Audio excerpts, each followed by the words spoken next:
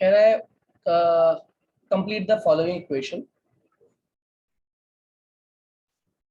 I2 plus NaClO3 ये क्या बनाएगा। दूसरा SiO2 प्लस HF क्या बनाएगा। एग्जाम में आए हैं बोर्ड्स में, इसलिए वो क्वेश्चन करवा रहा हूँ। या फिर I2 plus H2O plus Cl2 क्या बनाएगा। या Br2 plus F2 in excess क्या बनाएगा। या फिर F2 plus H2O in excess क्या बनाएगा। ठीक है। और F2 अगर एक्सेस में है तो Cl2 के साथ क्या बनाएगा। ये आपको रिएक्शंस आ जाती है। तो जैसे पहली रिएक्शन जो कह रहा है ये I2 प्लस NaClO3, आप खुद सोचो क्या क्या चीज बाहर निकल सकती है इसके अंदर।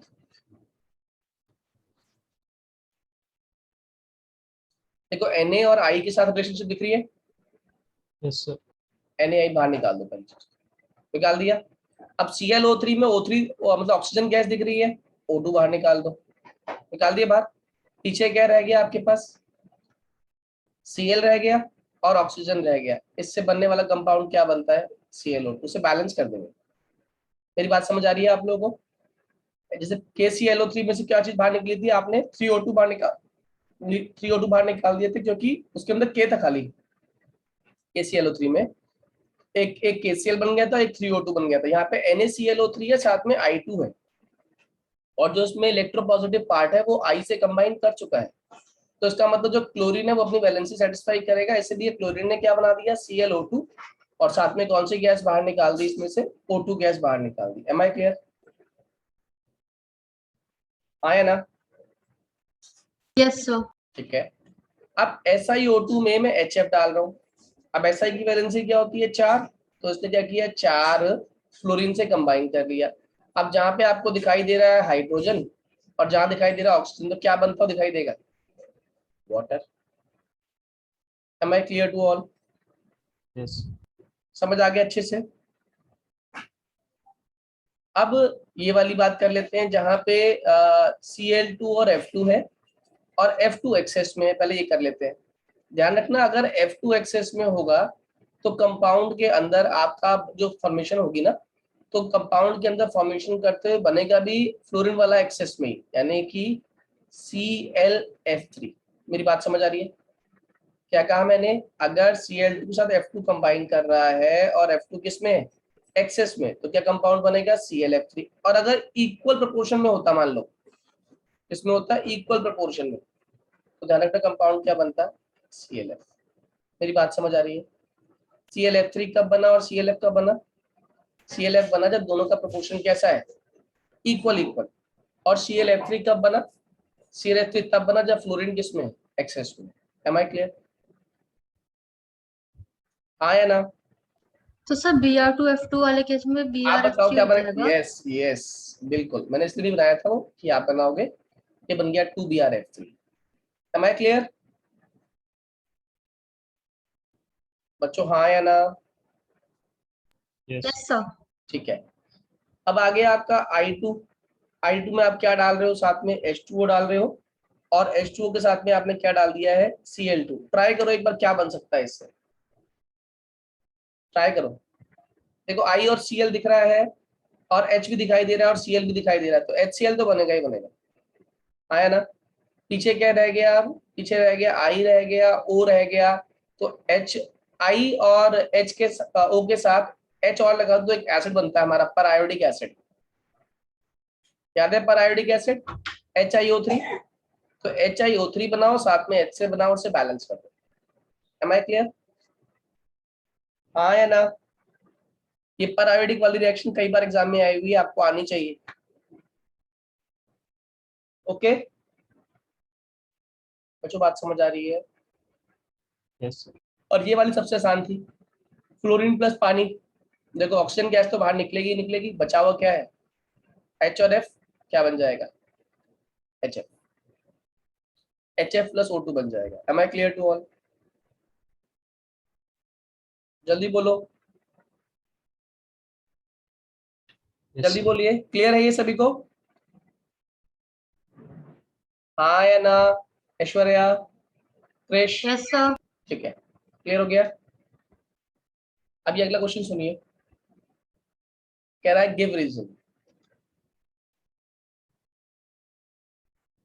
First part, thermal stability decreases from H2O to H2TE। क्यों? थर्मल स्टेबिलिटी पानी से लेकर H2O से लेकर H2TE में घटती क्यों है? पहला क्वेश्चन। दूसरा,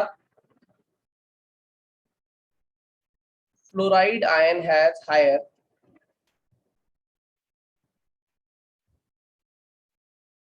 hydration enthalpy than chloride ion. तीसरा, तीसरा रहने दो, तीसरे तो हम पढ़ चुके हैं तीसरा। चलिए ट्राई करिए पहले ये दोनों, और एक और भी कर सकते हो वैसे करना चाहो तो। ICl is more reactive than I2, यानी कि इंटरहैलोजेंस क्यों रिएक्टिव होते हैं in comparison to halogen compounds. ठीक है, चलिए करिए जरा।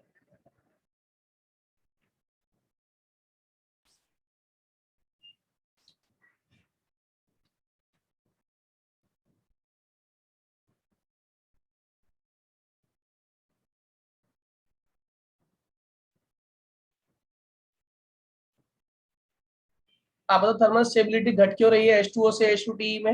इसका रीजन सामने सामने पता है आपको, कई बार लिखाया है मैंने इसका रीजन। फर्स्ट का आंसर बोलिए, क्या चीज कम हो रही है नीचे आते आते? अरे साइज बढ़ रहा है, सर इलेक्ट्रोनेगेटिविटी। साइज बढ़ रहा है, सिंपल सी बात।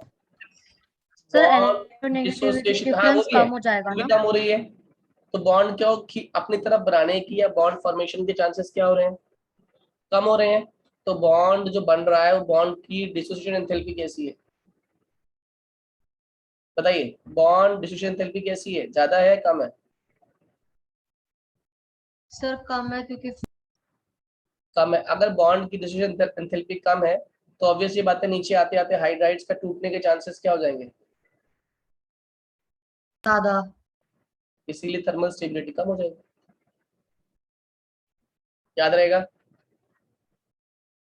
आसान आंसर है।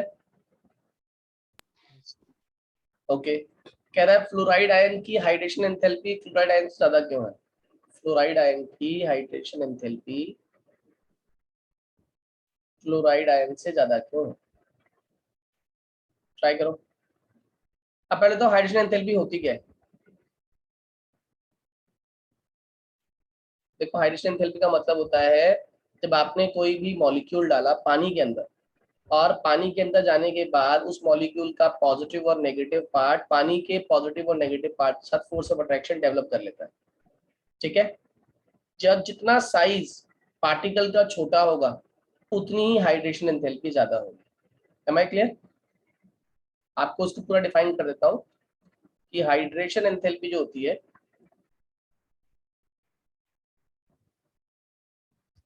Measure of energy.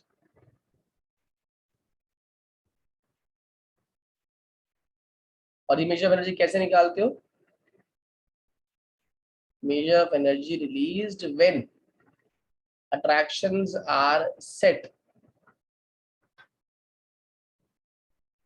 up between positive and negative ions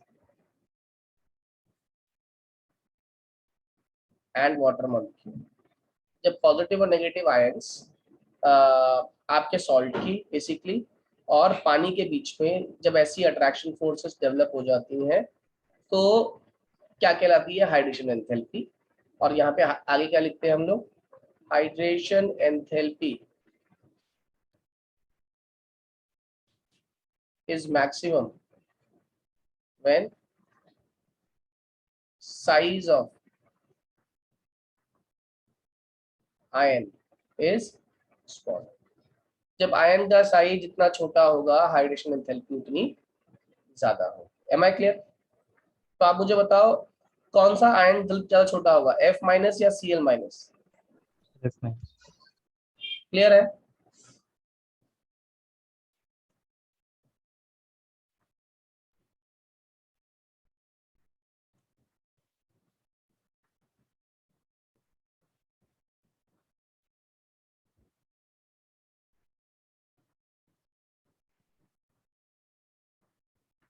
याद रहेगा?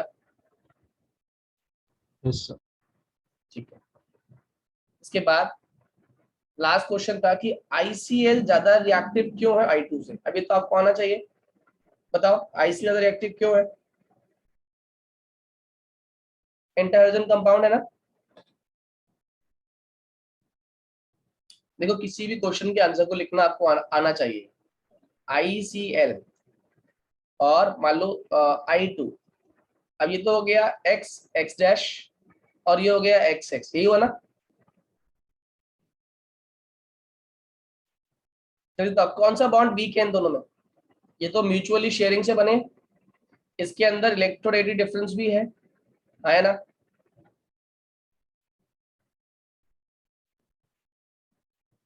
इसका आंसर लिखेंगे because inter halogen bonds are weaker than halogen bonds. Halogen के मॉलिक्यूल्स के अंदर जो बॉन्ड बन रहा है वो बॉन्ड फिर भी स्ट्रांग है इन कंपैरिजन टू इंटरहेलोजन कंपाउंड्स। क्यों? इनके अंदर अमाउंट ऑफ रिपल्शन ज्यादा हो सकता है, आया ना। साइज का भी वेरिएशन है, ओवरलैपिंग का भी वेरिएशन है। जबकि उस केस में क्या है, एक तो दोनों के दोनों होमोजीनियस है, मतलब होमेटॉमिक है, मतलब एक जैसे एटम्स हैं, तो आपस में ओवरलैप करते हुए एक्सटेंट ऑफ ओवरलैपिंग तो कम से कम सेम ही आने वाली है। जबकि अगर इधर बात करें ICl हो गया या IF हो गया या BRF हो गया या BRF3 हो गया, इसके अंदर ओवरलैपिंग का एक्सटेंट अलग अलग आ रहा है। ठीक है, ओवरलैपिंग का एक्सटेंट अलग अलग आएगा तो ऑब्वियसली बात है बॉन्ड की स्ट्रेंथ वेरी करेगी, और बॉन्ड की स्ट्रेंथ जनरली आपस में रिपल्शन की वजह से कैसी हो जाती है, इंटरहाइड्रोजन कंपाउंड्स में वीक होती है। इसीलिए इंटरहाइड्रोजन कंपाउंड्स कैसे होते हैं, हमारे वीक होते हैं in comparison to simple hydrogen bonds. Am I clear to all? याद रहेगा? Yes sir. ठीक है, तो ये ग्रुप 17 के कुछ ऐसे क्वेश्चंस थे जो हमें प्रैक्टिस करने थे और ये एग्जाम में आते भी हैं। Now let us start with the ending of this particular chapter, जो कि है आपका ग्रुप 18। आसान है वैसे ग्रुप 18, ज्यादा कुछ इसमें पढ़ने लायक है भी नहीं, और छोटी छोटी चीजें हैं, एक बार ध्यान से देखते जाएंगे तो क्लियर होता जाएगा। सबसे पहले तो मुझे बताओ इस ग्रुप के मेंबर्स कौन कौन से हैं? हीना, नीना और करीना, लाई, जीरोक्स, रंगीन, यही एलिमेंट्स हैं ग्रुप 18 के। कौन कौन से? हीना, नीना और करीना, लाई, जीरोक्स, रंगीन। यहाँ पे सारे के सारे एलिमेंट्स किसको बिलोंग करते हैं? ग्रुप 18 को बिलोंग करते हैं। जनरल कॉन्फ़िगरेशन क्या है इसकी ग्रुप 18 की? जनरल कॉन्फ़िगरेशन NH2 NP6, यानी कि आउटर मोस्ट में कितने इलेक्ट्रॉन्स हैं? 6 इलेक्ट्रॉन्स हैं। ठीक है, सारे के सारे कंप्लीटली फिल्ड है, इसीलिए आप इसे और ना तो इलेक्ट्रॉन चाहिए ना इसको इलेक्ट्रॉन देना है, तो ये कैसा हो गया, बेसिकली इनर्ट हो गया, आया ना, क्योंकि इसका ऑक्टेट कैसा है, कंप्लीटली फिल्ड है। ऑक्टेट कंप्लीटली फिल्ड, याद रहेगा? Yes sir. क्लियर है? जल्दी बोलो, क्लियर है? हाँ या ना? Yes sir. ओके, अब आता है इसके बाद आयोनाइजेशन एंथैल्पी। ये बताओ मुझे पहली चीज तो ग्रुप 18 के बारे में क्या एक्सपेक्ट करते हो आयोनाइजेशन एंथैल्पी से? ज्यादा होगी, कम होगी, क्या होगी? ज्यादा। बहुत ज्यादा, है ना? और ज्यादा या बहुत ज्यादा क्यों है? सर क्योंकि पहले से स्टेबल है। पहले से स्टेबल है, कंप्लीटली फिल्ड है। Am I clear to all? ऐसा लिख लो एक पॉइंट डाल के, it has maximum ionisation enthalpy as, sir group 18 as a whole की बात कर रहे हैं ना हम इसमें? yes yes, as it has completely filled orbitals, so energy is required to remove most loosely bound electron. Most loosely bound electron को बाहर निकालने के लिए आपको एनर्जी ज्यादा देनी पड़ेगी, हाँ या ना?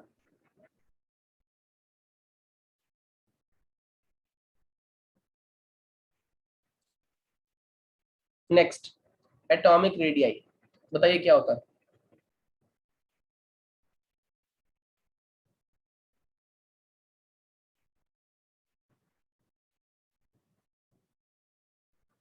सर इंक्रीज ही होगी।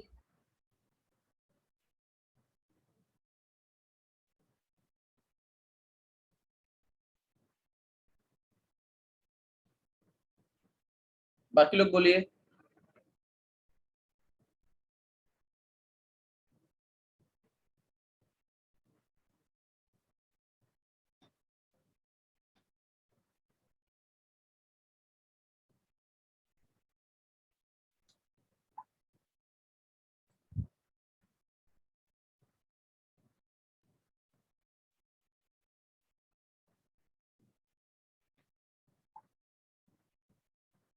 एटॉमिक रेडियस नीचे से बढ़ेगा घटेगा?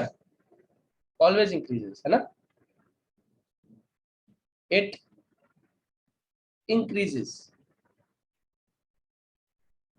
डाउन द ग्रुप, क्योंकि क्या लगातार बढ़ रहा है? इंक्रीज इन एटॉमिक नंबर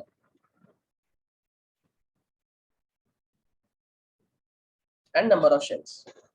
याद रहेगा, नंबर ऑफ शेल्स बढ़ते जाएंगे, एटॉमिक नंबर बढ़ता चला जाएगा, और डाउन द ग्रुप आते आते एटॉमिक रेडियस आपका इंक्रीज होता चला जाएगा। याद रहेगा,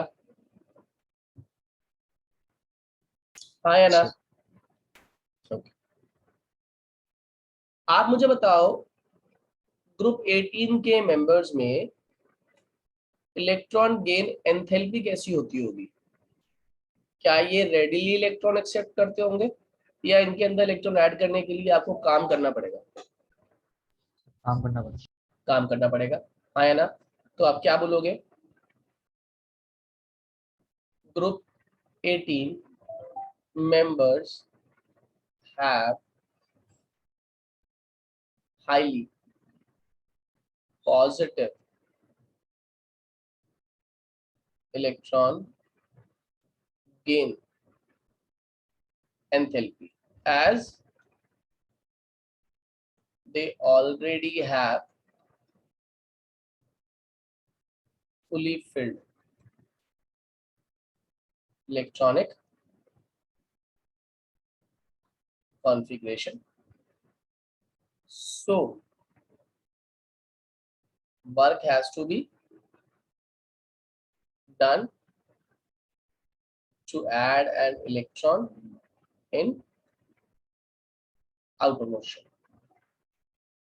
इस पर्टिकुलर शेल के अंदर इलेक्ट्रॉन को ऐड करने के लिए आपको काम करना पड़ेगा, तब जाके आपकी इलेक्ट्रॉन गेन एंथैल्पी आप उसे एक्सप्लेन कर पाओगे। याद रहेगा? जल्दी बोलिए। है। Yes sir. ओके, आप मुझे बताइए, इसमें और कोई फोर्सेस तो होती है नोबल गैसेस, कहीं मॉलिक्यूल फॉर्म में तो मिलते नहीं, आपको पता है ना? जो नोबल गैसेस होती हैं ये कभी भी डायटोमिक नहीं होती। Noble gases are not diatomic. अगर डायटोमिक नहीं है तो एक बात समझ आ गई हमें कि जहाँ पे दो एटम होते हैं वहां कम से कम एटम्स के बीच में बहुत सारी फोर्सेस लग रही होती हैं। यहाँ पे वो दो फोर्सेस वाला, यहाँ पे वो बहुत सारी फोर्सेस वाला कंसेप्ट फॉलो नहीं होगा। तो कौन सा कंसेप्ट फॉलो होगा यहाँ पे? यहाँ पे जो कंसेप्ट फॉलो होगा उसमें क्या होगा, जैसे मान लो फॉर एग्जांपल हम बात कर रहे हैं नियॉन की या हीलियम की या आर्गन की या क्रिप्टन की, इन सब के अंदर कौन सी फोर्स मौजूद है? Weak dispersion forces. कौन सी फोर्सेस प्रेजेंट है इसके अंदर? Weak dispersion forces. क्योंकि ये डायटोमिक फॉर्म में नहीं होती है, एक ही एटम की बात चल रही है सारी यहाँ पे, और उस एटम के अंदर कौन सी फोर्सेस लग सकती है मैक्सिमम? Week dispersion forces. और अगर वीक डिस्पर्जन फोर्सेस हैं तो याद रखना वीक डिस्पर्जन फोर्सेस की वजह से इस एटम का मेल्टिंग पॉइंट भी क्या हो जाता है अपने आप? लो। इसीलिए ग्रुप 18 के मेंबर जो होते हैं they have very low melting point. Am I clear? कैसा मेल्टिंग पॉइंट है? Very low melting point. And why it is very low melting point? क्योंकि इसके जितने भी एटम्स है they all have weak dispersion forces. कौन सी फोर्सेस उनके बीच में? Weak dispersion forces. याद रहेगा? याद रहेगा बच्चों? Yes, Yes, sir. ओके। तो कोई आपसे ये भी पूछ सकता है कि क्वेश्चन की फॉर्म में मान लो 1 मार्क के क्वेश्चन आ गया कि व्हाई नोबल गैसेस और inert gases are stable. Why noble gases are stable. इसका आंसर क्या होगा? इसका आंसर होता है नोबल गैसेस स्टेबल इसलिए होती हैं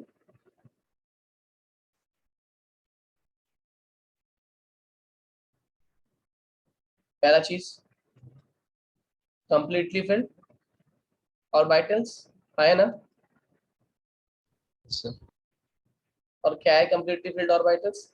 NH2 NP6, राइट। और दूसरा हाई आयनाइजेशन एंथैल्पी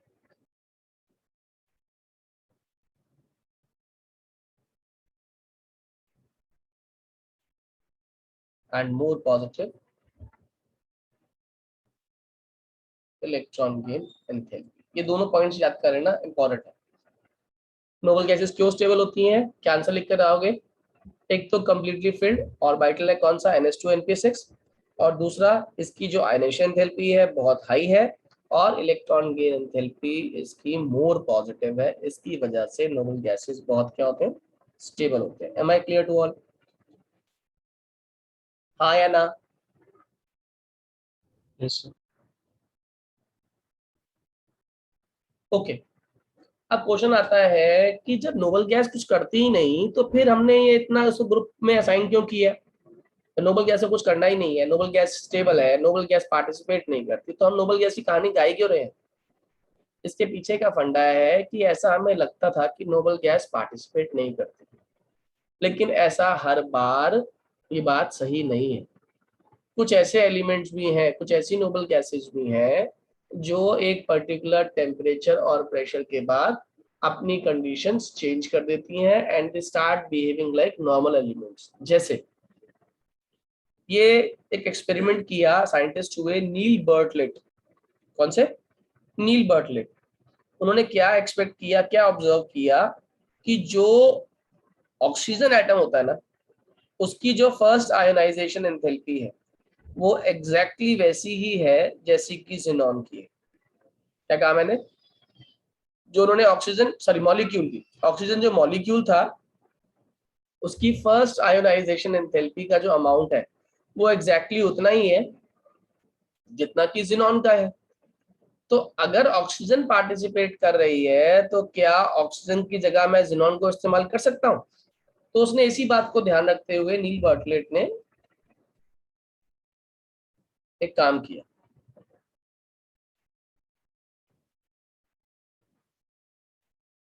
उसने कहा O2 मॉलिक्यूल की जो फर्स्ट आयोनाइजेशन एंथैल्पी है it is similar to that of xenon. तो उस समय उन्होंने कॉम्प्लेक्स कंपाउंड बनाया था O2PtF6। क्या कंपाउंड था? O2PtF6। तो उसने कहा क्या मैं इसके अंदर, इस कंपाउंड के अंदर ऑक्सीजन को रिप्लेस करके ज़ीनॉन रख दूं तो कुछ हो सकता है क्या? और उसने ट्राई किया और बच्चों जब उसने ट्राई किया तो उसने कंपाउंड फॉर्म किया XePtF6। Xe क्या हो गया प्लस और PtF6 क्या हो गया माइनस, और यहाँ पे जो कंपाउंड बनाया गया ये कंपाउंड स्टेबल बना। इसका मतलब जो जिनॉन हमारे लिए नोबल गैस थी, जो हमारे हिसाब से पार्टिसिपेट नहीं करनी चाहिए थी, वो तो पार्टिसिपेट कर रही है। बात समझ आ रही है? तो ये जो कंसेप्ट था ना कि noble gases do not participate in chemical reaction, ये वाली बात हमारी अब एक्सेप्शन हो गई कि ये बात कहना कि हर नोबल गैस पार्टिसिपेट नहीं करेगी, ये गलत हो जाएगा। कुछ नोबल गैसेस जो होती है वो पार्टिसिपेट करती हैं। उसका बेस्ट एग्जांपल हो गया आपका जिनॉन। जिनॉन के केस में हम क्या एक्सपेक्ट कर रहे हैं कि जिनॉन की आयनाइजेशन एंथैल्पी एग्जैक्टली सिमिलर है ऑक्सीजन की आयनाइजेशन एंथैल्पी से। एम आई क्लियर बच्चों? बात समझ आ रही है बच्चों? Am I clear? जल्दी बोलिए। Yes, sir. फिश, Aditi, Aishwarya, Aryan, Nishchal. Yes Yes, sir. sir. ठीक है, ठीक है। अब कहते हैं इसके आगे की बात। कह रहे अगर जिनॉन पार्टिसिपेट कर रहा होगा इसका मतलब जिनॉन इलेक्ट्रॉन का एक्सचेंज भी कर रहा होगा। क्यों? अगर जिनॉन पार्टिसिपेट कर रहा है, रिएक्ट कर रहा है, तो ये इलेक्ट्रॉन का एक्सचेंज कर रहा होगा या नहीं कर रहा होगा? कर रहा होगा। तो इसका मतलब अगर मैं ये लाइन लिख दूं कि xenon has least ionisation enthalpy among noble gases, तो ये गलत है या सही है? जिनॉन की आयनाइजेशन एंथैल्पी नोबल गैसेस में सबसे कम होती है, ये बात सही है या गलत है? Yes, sir. ठीक है, और सबसे कम है इसलिए तो इलेक्ट्रॉन का लॉस हो रहा है या इलेक्ट्रॉन का गेन हो रहा है? इलेक्ट्रॉन का लॉस हो रहा है, तभी ये क्या कर रहा है, दैट इज वाई। ये हम इसको तो ये भी कह सकते हैं कि that is why it is forming large number of, that is why it is forming large number of compounds. इसी वजह से जिनॉन जो है बहुत सारे कंपाउंड्स फॉर्म करता है। Am I clear? ठीक है। अच्छा, एक बेनिफिट तो है ना जिनॉन के साथ। क्या बेनिफिट है? इसके पास आउटर मोस्ट में कितने इलेक्ट्रॉन्स है? 8। तो अगर 8 इलेक्ट्रॉन तो ऑब्वियस ही बात है ये ज्यादा नंबर ऑफ एलिमेंट्स को अपने साथ कंबाइन कर सकता है। हाँ या ना? As xenon has 8 electrons and it is reactive, therefore it combines with other elements like fluorine, oxygen to form compounds। याद रहेगा? जैसे कंपाउंड सुनो, XeF2 बन सकता है, XeF4 बन सकता है, XeF6 बन सकता है। ठीक है, और तो और XeO3 बन सकता है, XeOF4 भी बन सकता है, XeO2F2 भी बन सकता है। यानी कि जिनॉन जो है इतने सारे कंपाउंड फॉर्मेशन में पार्टिसिपेट कर रहा है। अच्छा, एक चीज आप लोगों ने ऑब्जर्व करी कि जिनॉन कंबाइन तो कर रहा है, प्रोडक्ट फॉर्मेशन तो कर रहा है, लेकिन ये किसको लाना प्रेफर कर रहा है अपने साथ जुड़ने के लिए? छोटे एलिमेंट्स को अपने साथ लाने के लिए ये प्रेफर कर रहा है। छोटा एलिमेंट कौन है यहाँ पे? फ्लोरीन छोटा है, ऑक्सीजन छोटा है। क्यों? जितनी ज्यादा वेरिएबल ऑक्सीडेशन स्टेट शो करोगे उतने ज्यादा एलिमेंट्स को जोड़ना पड़ेगा, और जितने ज्यादा एलिमेंट्स को जोड़ोगे उतना उनके आपस में क्या होगी? स्टेरिक हिंड्रेंस होगी, और स्टेरिक हिंड्रेंस होगी तो फिर आफत हो जाएगी। तो इसीलिए मैं वो एलिमेंट क्यों ना लूं जो एलिमेंट साइज में छोटा है, और जो एलिमेंट साइज में छोटा होता है उसे एकोमोडेट करना क्या होता है? इजी होता है, और हमारा काम भी हो जाएगा उससे कि हमने एक एलिमेंट से कंबाइन किया हुआ है, और दूसरी बात उस एलिमेंट के आने से हमारी वेरिएबल ऑक्सीडेशन स्टेट पे भी, मतलब उसकी स्टेरिक हिंड्रेंस पर भी कोई फर्क नहीं पड़ता। याद रहेगा? सर एक बार ऊपर स्क्रॉल कर दीजिए। यहाँ से और ऊपर। नहीं सर, यहीं से।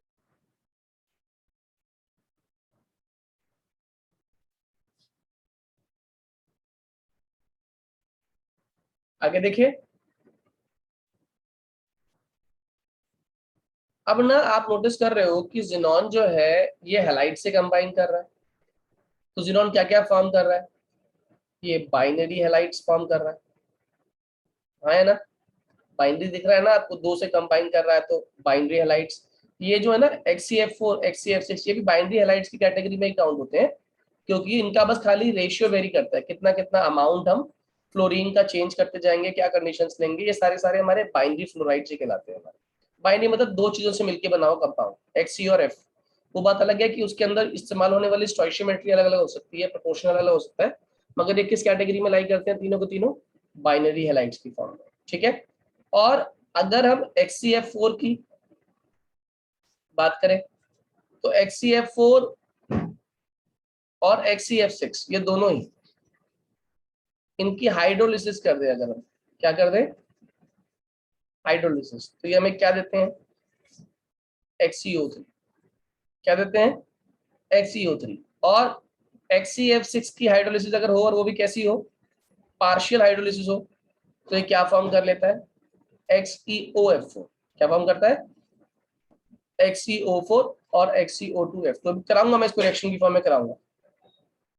ये बस याद रखना कि हम कंपाउंड्स के अंदर जो बन रहे हैं, हमारे बाइनरी हैलाइड्स बन रहे हैं, इन बाइनरी हैलाइड्स के अंदर जब मैं हाइड्रोलिसिस करूंगा, और हाइड्रोलिसिस का भी अमाउंट अलग अलग रहेगा, कोई पार्शियल हाइड्रोलिसिस कर रहा है, कोई कंप्लीट हाइड्रोलिसिस कर रहा है, तो उस केस में अलग अलग आपके कंपाउंड फॉर्मेशन होगी, और जब अलग अलग कंपाउंड फॉर्मेशन होगी तो अलग अलग कंपाउंड्स भी बनेंगे आपके, ठीक है। अब आगे की बात सुनिए, कुछ शेप्स के बारे में बात कर लेते हैं। सर सिर्फ हाइड्रोलिसिस में XCO3 देता है और पार्शियल हाइड्रोलिसिस में XCOF4। XeOF4 और XeO2F2, ठीक है। अब मेरे क्वेश्चन का जवाब दो।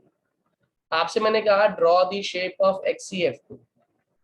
शेप ड्रॉ करते वक्त मैंने आपको तरीका सिखाया था कि आप क्या चेक करोगे, सेंट्रल एटम के पास कितने इलेक्ट्रॉन्स है, कितने हैं सेंट्रल एटम के पास इलेक्ट्रॉन्स? सेंट्रल एटम के पास कितने इलेक्ट्रॉन्स हैं?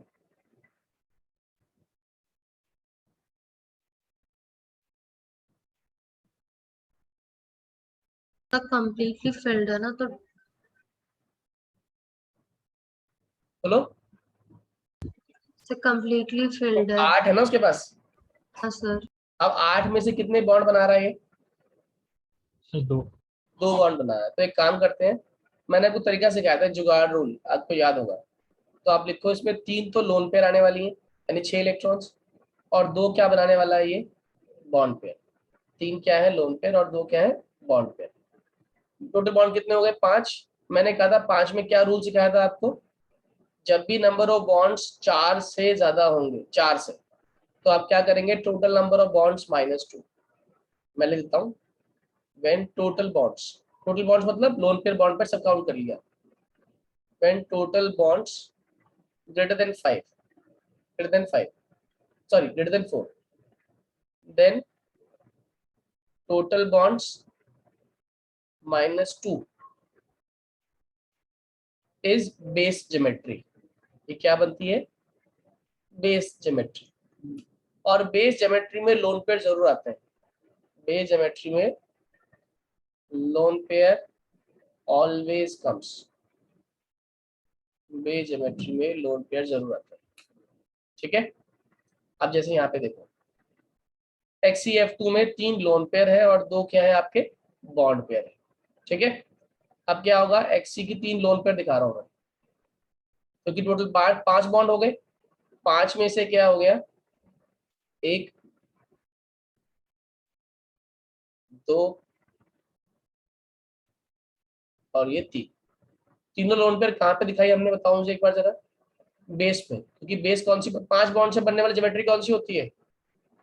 ट्रायगोनल बाई पिरामिडल, यही पढ़ा ना हम लोगों ने। 5 से बनने वाली ज्योमेट्री कौन सी होती है? Triangle bi pyramidal. ट्रायंगल कैसे बनाया मैंने बताया आपको, टोटल नंबर ऑफ बॉन्ड्स 5 है, 5 - 2 करते कितने बॉन्ड बचे? 3 3। और 3 से बनने वाली ज्योमेट्री कौन सी होती है? ट्राइंगल होती है ना। अरे 3 से बनने वाली ज्योमेट्री ट्राइंगल होती है, हाँ या ना? Yes sir. मैंने क्या किया, ट्राइंगल के अंदर पहले सबसे पहले कौन आ जाएंगे? मैंने कहा था बेस ज्योमेट्री में कौन जरूर आते हैं पहले? Lone pair. कितने लोन पेयर है? 3। तीनों लोन पेयर ट्राइंगल की फॉर्म में आके बैठ गए, हाँ या ना? सही है। कितने बॉन्ड्स रह गए आपके पास? सर 2 दो बॉन्ड्स कहाँ दिखाऊं?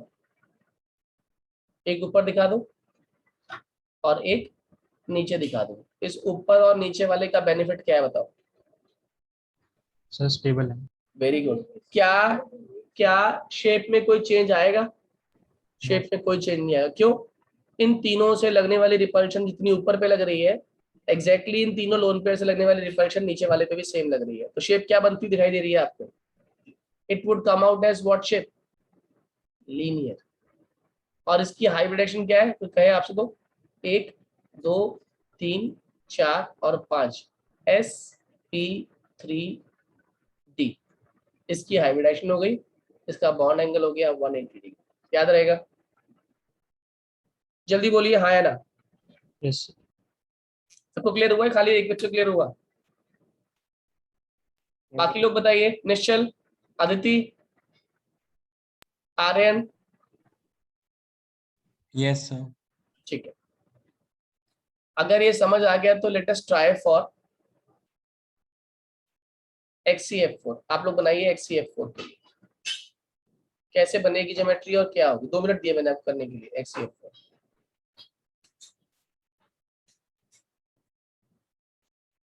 क्या किया XCF4 के अंदर आप लोगों ने? जल्दी बोलिए। एक्सी के सर 2 चारों लोन तरफ पेयर 2 बॉन्ड पेयर तो बेस 4 बॉन्ड ज्योमेट्री पेयर, में। 2 sir loan 4 pair, bond pair और 2 लोन पेयर। 2 लोन पेयर और सर 2 लोन पेयर 2 बॉन्ड। एक इसमें 2 लोन पेयर आएगी और 4 बॉन्ड पेयर आएगी ना बेटा? सर नहीं, बेस ज्योमेट्री की बात कर रही हूँ। अच्छा अच्छा, बेस ज्योमेट्री में बिल्कुल ठीक है। तो टोटल नंबर ऑफ बॉन्ड्स तो हमारे 6 हो गए। 6 - 2 किया, 4 आ गया। आपने लिखा XC बेस ज्योमेट्री 4 की बननी थी, तो आपने लिखा एक फ्लोरीन, एक फ्लोरीन, एक लोन पेयर और एक लोन पेयर। यही किया? सर ये देखा है तो शेप और क्या फिर 2 बनाई? Axial bond. बहुत बढ़िया। 2 आप ये बनाइए। आपने एक स्क्वायर की शेप बना दी थी इन चारों से। फिर आपने क्या किया? एक ऊपर लगाया फ्लोरीन और एक का लगाया नीचे लगाया फ्लोरीन। तो जो ज्योमेट्री बनती हुई आ रही है आपकी, वो क्या बन रही है? एक सीसो की तरह आ रही है ना शेप, आया ना? सीसो दिख रहा है आपको? देखो ऐसा है सीसो इसका। XC, यहाँ फ्लोरीन, यहाँ फ्लोरीन और यहाँ फ्लोरीन, यहाँ फ्लोरीन और ऊपर क्या है इसके? Lone pair. Am I clear? आया ना? Yes sir. तो क्या बन रही है ज्योमेट्री इसकी? सीसो। याद रहेगा? याद रहेगा हाँ या ना? Yes sir. ठीक है। तो एक ज्योमेट्री और कर लेते हैं आज के लिए, क्योंकि आज बाकी बच्चे भी नहीं है, कभी फिर काफी मिस हो जाएगा otherwise. Try to draw the geometry of XCF6 quickly. XCF6 भी आप ड्रॉ कर दिखाइए जल्दी से एक बार, जल्दी बताइए। Yes sir. XC yes sir पे बन गया। 8 थे, 6 तो बने बॉन्ड पेयर, एक बनी lone pair, right? Yes sir. यानी यस कि सर। अगर वो निकालें तो 7 में से 2 गए तो कितने आ गए? 5। सर 5 बेस में है। 5 बेस में है। 5 बेस में है तो उसमें से एक तो लोन पेयर ही आएगा। मैंने लोन पेयर को यहाँ यस पे इस सर। तरीके से ड्रॉ कर दिया अलग से। ये दिखा दिया एक फ्लोरीन, ये दूसरा फ्लोरीन, ये तीसरा फ्लोरीन, ये चौथा फ्लोरीन। ठीक है, ये बनता हुआ दिखाई दे रहा है आपको? आया ना? अब कितने Yes, रह sir. गए? एक ऊपर और एक नीचे। अगर दिख रहा है ना ज्योमेट्री, अगर आप नोटिस कर पा रहे हो तो ये ज्योमेट्री होनी चाहिए थी, अगर 6 बॉन्ड होती तो स्क्वायर बाई पिरामिडल ज्योमेट्री होती। आया ना? 6 से क्या बनती ज्योमेट्री इसकी? Square bi pyramidal, right? Yes sir. लेकिन ये लोन पेयर जो आ गया ना, ये सर धकेल के, डिस्टॉर्टेड हो जाएगा ना? Yes yes. अब जो वर्ड काउंट होगा इसके साथ में क्या आएगा? वो distorted square bipyramidal geometry. Am I clear to all? Yes sir. इस तरीके से आपने शेप्स निकाल ली, मॉलिक्यूल की फॉर्मेशन कर लिया। बस थोड़ा सा 20 मिनट का चैप्टर और रह गया हमारा ये, ये चैप्टर कंप्लीट करेंगे नेक्स्ट क्लास में। इतना आप लोग पढ़कर आइएगा।